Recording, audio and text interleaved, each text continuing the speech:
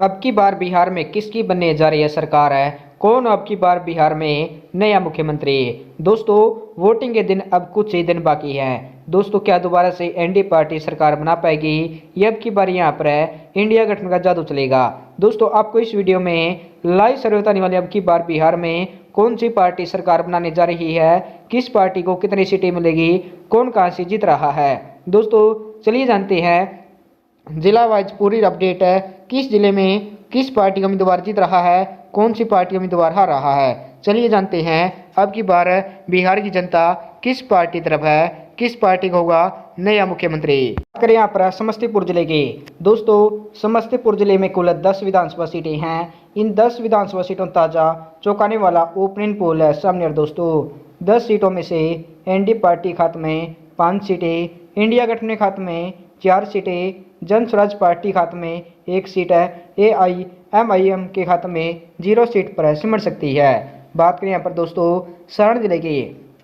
दोस्तों, सारण जिले में भी कुल 10 विधानसभा सीटें हैं। यहाँ पर दोस्तों एनडीए गठबंधन खाते में 4 सीट है, इंडिया गठबंधन खाते में 6 सीटें, जन स्वराज पार्टी खाते में 0 सीट है। अन्य पार्टी का यहाँ पर भी सुपड़ा साफ हो सकता है। दोस्तों, अब तक 20 विधानसभा सीटों ताज़ा सर्वेक्षण है। 20 सीटों में से इंडिया गठबंधन खाते में 10 सीटें, एनडीए पार्टी खाते में 9 सीटें, जन स्वराज पार्टी खाते में 1 सीट है, AIMI के खाते में 0 सीट है। अन्य पार्टी खाते में भी 0 सीट अब तक जाती नजर आ रही है। इसी के साथ अगला जिला है मधेपुरा। यहाँ पर दोस्तों कुल 4 विधानसभा सीटें हैं। दोस्तों, इन 4 विधानसभा सीटों में एनडीए गठबंधन खाते में 1 साठ जाने का अनुमान लगाया जा रहा है। बात करें यहाँ पर इंडिया गठबंधन की। इंडिया गठबंधन यहाँ पर 3 सीटें जीत सकती है। जन स्वराज पार्टी खाते में 0 सीट है, AIMI के खाते में 0 सीट पर सिमट सकती है। इसी के साथ अगला जिला वैशाली। दोस्तों, वैशाली जिले में कुल 8 विधानसभा सीटें हैं। दोस्तों, वैशाली जिले के 8 सीटों में से एनडीए पार्टी खाते में 3 सीटें, इंडिया गठबंधन खाते में 5 सीटें, जन स्वराज पार्टी खाते में 0 सीट है, AIMI के खाते में 0 सीट पर सिमट सकती है। इसी के साथ अगला जिला सहरसा। यहाँ पर दोस्तों कुल 4 विधानसभा सीटें हैं। इन 4 सीटों में से एनडीए पार्टी खाते में 2 सीटें, इंडिया गठबंधन खाते में 2 सीटें, जन स्वराज पार्टी खाते में 0 सीट है। अन्य पार्टी यहाँ पर भी सुपड़ा साफ हो सकता है। बात करें यहाँ पर मुजफ्फरपुर जिले की। दोस्तों, मुजफ्फरपुर जिले में कुल 11 विधानसभा सीटें हैं। इन 11 सीटों में से एनडीए पार्टी खाते में 4 सीट है, इंडिया गठबंधन खाते में 6 सीटें, जन स्वराज पार्टी खाते में 1 सीट है, AIMI के खाते में 0 सीट पर सिमट सकती है। अगला जिले की बात, अगला जिला गोपालगंज है। दोस्तों, गोपालगंज जिले में कुल 6 विधानसभा सीटें हैं। यहाँ पर एनडीए पार्टी 3 सीटें ले जा सकती है। इंडिया गठबंधन खाते में भी 3 सीटें जाने का अनुमान लगाया जा रहा है। बात करें यहाँ पर जन स्वराज पार्टी की, उनके खाते में 0 सीट है। अन्य पार्टी के यहाँ पर भी सुपड़ा साफ हो सकता है। इसी के साथ अगला जिला लखीसराय। यहाँ पर दोस्तों कुल 2 विधानसभा सीटें हैं। इन 2 सीटों में से एनडीए पार्टी 1 सीट ले जा सकती है, इंडिया गठबंधन खाते में भी 1 सीट है, जन स्वराज पार्टी खाते में 0 सीट है। अन्य पार्टी खाते में भी 0 सीट पर सिमट सकती है। दोस्तों, अब तक बिहार के 55 विधानसभा सीटों ताज़ा सर्वेक्षण है।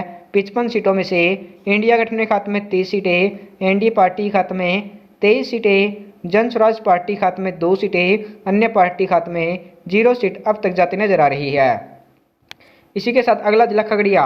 यहाँ पर दोस्तों कुल 4 विधानसभा सीटें हैं। इन 4 सीटों में से एनडीए पार्टी 1 सीट यहाँ पर जीत सकती है, इंडिया गठबंधन खाते में 2 सीटें, जन स्वराज पार्टी खाते में 0 सीट है, AIMIM के खाते में 1 सीट यहाँ पर जा सकती है।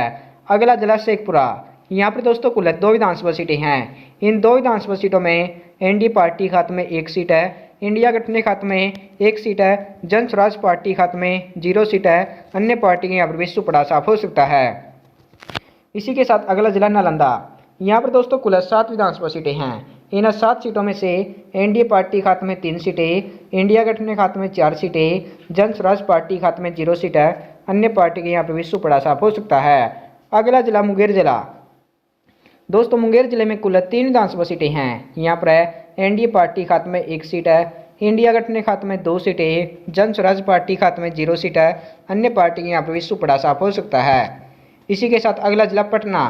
पटना जिले में कुल 14 विधानसभा सीटें हैं। दोस्तों इन 14 विधानसभा सीटों में एनडीए पार्टी खाते में 8 सीटें, इंडिया गठबंधन खाते में 6 सीटें, जन स्वराज पार्टी खाते में 0 सीट है। अन्य पार्टी यहाँ पर भी सुपड़ा साफ हो सकता है। बात करें यहाँ पर दोस्तों बक्सर जिले की। बक्सर जिले में कुल 4 विधानसभा सीटें हैं। इन 4 सीटों में एनडीए पार्टी खाते में 2 सीटें, इंडिया गठबंधन खाते में 2 सीटें, जन स्वराज पार्टी और अन्य पार्टी के यहाँ पर भी खाता खुलता नजर नहीं आ रहा, 0 सीट पर सिमट सकती है। इसी के साथ अगला जिला भोजपुर है। यहाँ पर दोस्तों कुल 7 विधानसभा सीटें हैं। इन 7 विधानसभा सीटों में एनडीए पार्टी खाते में 3 सीटें, इंडिया गठबंधन खाते में 3 सीटें, जन स्वराज पार्टी खाते में 1 सीट है। अन्य पार्टी यहाँ पर भी सुपड़ा साफ हो सकता है। बात करें यहाँ पर दोस्तों बेगूसराय जिले की। बेगूसराय जिले में कुल 7 विधानसभा सीटें हैं।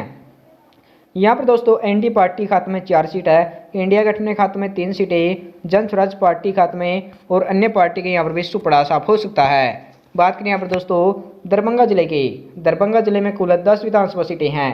इन 10 सीटों में से एनडीए पार्टी खाते में 4 सीट है, इंडिया गठबंधन खाते में 5 सीटें, जन स्वराज पार्टी खाते में 1 सीट है।